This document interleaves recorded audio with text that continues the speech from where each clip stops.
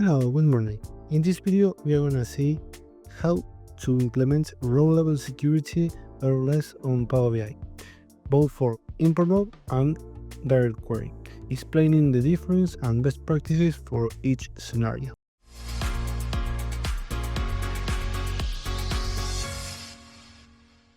For import mode, we set up a straightforward proper relationship on RLS in desktop. It's no problem here.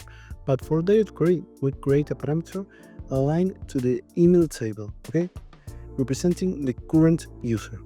Then, when we publish the report, we use a symbol in the parameter and add the replaced text as a formula to leave it in blank here in the end of the query, so that the Power BI service automatically captures the user who access to the dashboard. This makes RLS dynamic and efficient.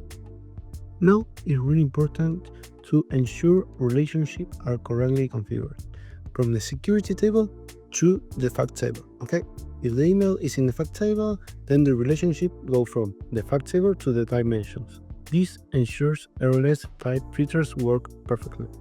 Now, to create the RLS rules in desktop, we need to go to Modeling, after that, Manage Roles, New Role, and in here, we need to switch to DAX editor. In the email table, we had to put in here the column and equal to, we use lower and user principal name. This avoids any cases of sensitivity issues and ensure compatibility between desktop and service. Here is a quick tip: if you need to use user principal name instead of username to align all the emails, because sometimes between service and desktop give us issue. Always use user principal name. Now, to test the RLS is working perfectly, we need to go in import mode to modeling, view as a row, and we select the RLS rule that we create and other user. In here, in your other user, you can test whatever mail you have in the RLS file, and that's it. Now we have the view with all this user can see. With DirectQuery, we are going to do something different. We are going to go to transform data, edit parameters, and here we change the parameter to the email you want to test. This way, every time the report is evaluated, Power BI executes the DirectQuery directly against the data source, applying the email filter defined in the parameter. This means the user filtering happen at the database level, not inside Power BI, making the solution more secure, dynamic, and performant, specifically for large datasets.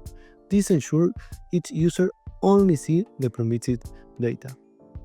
And now the last step, once the dashboard is published, you need to go to security in the workspace, add the user or the group, all the emails with the access, and also ensure that the emails have permission to the app, otherwise they won't gonna see the dashboard.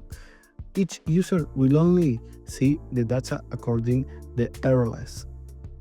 And that's it for today. I hope this guide help you implement RLS correctly in your dashboard.